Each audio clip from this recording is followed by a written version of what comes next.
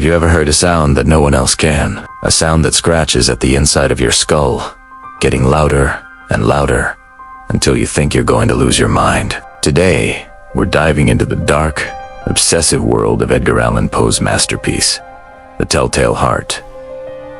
This isn't just a horror story. It's a chilling exploration of guilt, madness, and the terrifying secrets our own minds can keep from us. Let's meet our narrator. He opens his story by desperately trying to convince us of one thing: he's not mad. He claims he's just nervous. Very dreadfully nervous. He says his disease, Waterberties, has sharpened his senses, not destroyed them. He can hear everything, he insists. Things in heaven, things on earth, and even things in hell. So, how then, he asks, can he be mad? He wants to tell us a story to prove just how sanely, how calmly, he can recount the whole chilling affair. The story begins with an old man. Our narrator loves this old man. He says the man had never wronged him, never insulted him. He didn't want the old man's money. So what was the problem? It was his eye. One of his eyes, the narrator tells us, resembled that of a vulture, a pale blue eye, with a film over it. Whenever this eye fell upon him, his blood ran cold. And so, he decided he had to take the life of the old man, to rid himself of that eye forever. Now, a madman, he argues, wouldn't have been so clever. For a whole week, he was incredibly kind to the old man. But every night, around midnight, he would ever so gently open the old man's bedroom door. Oh, so cautiously.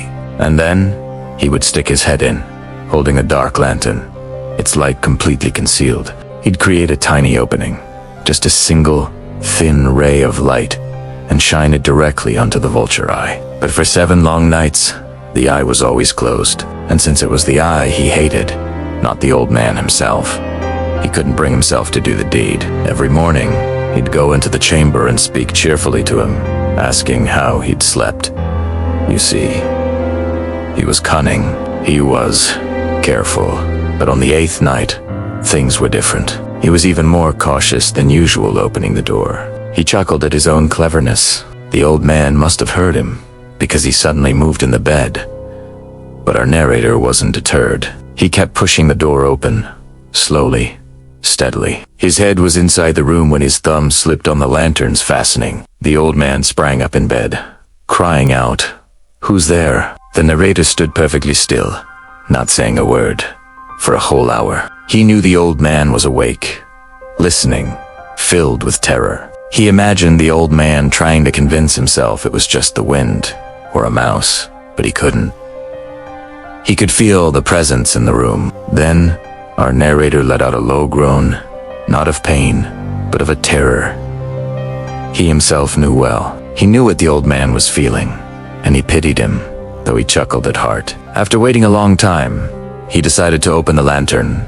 Just a little, a single, dim ray, like the thread of a spider, shot out and fell right upon the vulture eye.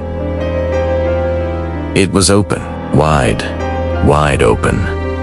He grew furious as he gazed upon it, but then he heard a new sound, a low, dull, quick sound, much like a watch makes when it's wrapped in cotton.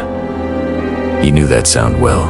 It was the beating of the old man's heart. It spurred him on, like a drumbeat, urging a soldier into battle. The beating grew quicker, louder every instant. He worried a neighbor might hear.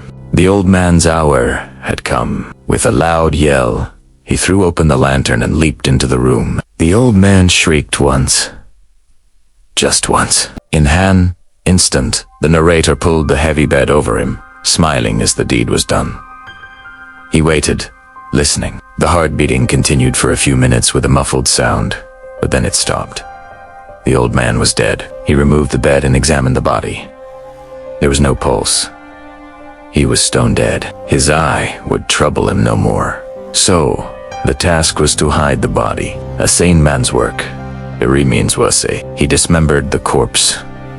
The head, the arms, the legs. He then took up 3 planks from the flooring of the chamber and deposited all the remains between the scabs. He replaced the boards so cleverly so cunningly that no human eye could have detected anything wrong. There was nothing to wash out, no stain, no blood spot, whatever. He had been too wary for that. A tub had caught it all.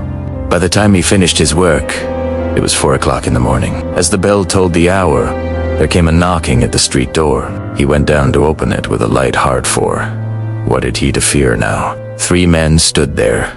Police officers. A shriek had been heard by a neighbor during the night, and a report had been made. But was he worried? Not at all. He smiled and welcomed the officers in. The shriek, he said, was his own, from a bad dream. The old man, he claimed, was away in the country. He took his visitors all over the house, telling them to search, and search well.